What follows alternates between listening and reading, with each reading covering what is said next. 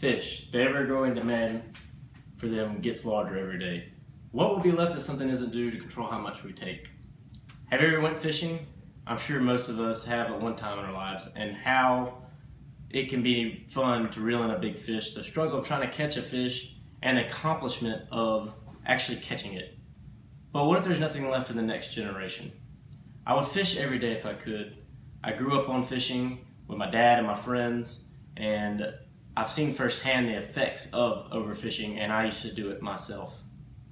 The purpose of my speech is to inform my audience about the causes and effects of overfishing. Many people don't know the impact of overfishing.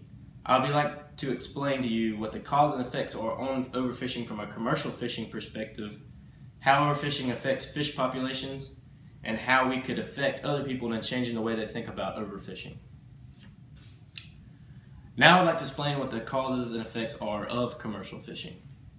The website Dartmouth.edu says that, in fact, it has been reported by the United Nations Food and Agriculture Organization, FAO, that over 70% of the world's fisheries are either fully exploited, overexploited, or significantly depleted. This is the sad truth, people. I was looking at other websites, but the facts from Dartmouth.edu are all I need for commercial fishing.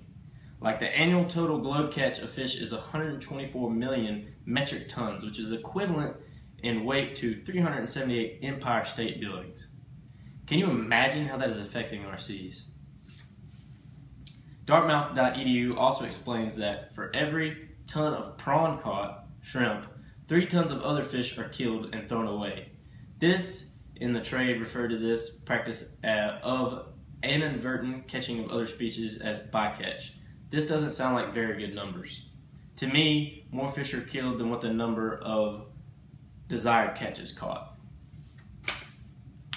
I've explained to you the impact of commercial fishing, but let's get into depth more about how overfishing affects fish populations. The more fish we take and do not give back, the less we will have.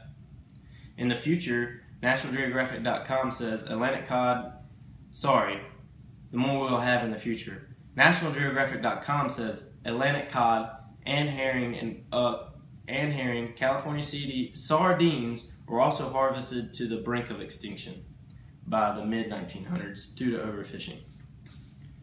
NationalGeographic.com states a good example of overfishing is towards large ocean fish like tuna.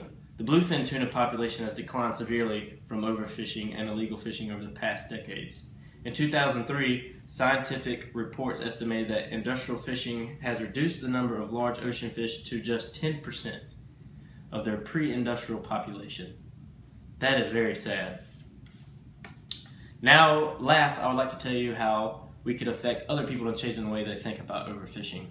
I know that it's hard to release big fish. It's really hard for me too. I used to never release any big fish, but there's a way to help with that.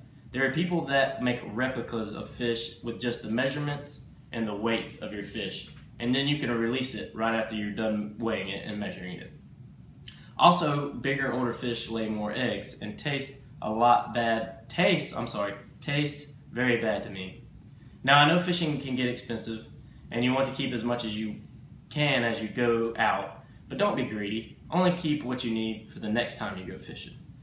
As I've shown about commercial fishing and talked about the cause and effects on fish populations, try and take my speech and think of ways to help with overfishing yourself, because only you can change the mind of people and to help with overfishing. In conclusion, I would like to inform that my speech was on the causes and effects of overfishing. I've explained today that many people don't know the impact of overfishing, the effects of commercial fishing, and the way we could affect people's minds on changing overfishing.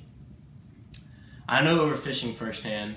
I was raised with commercial fishing in my family. My dad and my 4 uncles were shrimpers, and they used to tell me all the time the impact they had on fish populations. That's why I think I'm qualified for this speech.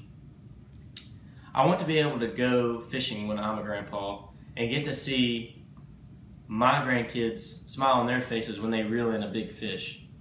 But if we keep going down the path we have set right now, there will be nothing left. Thank you.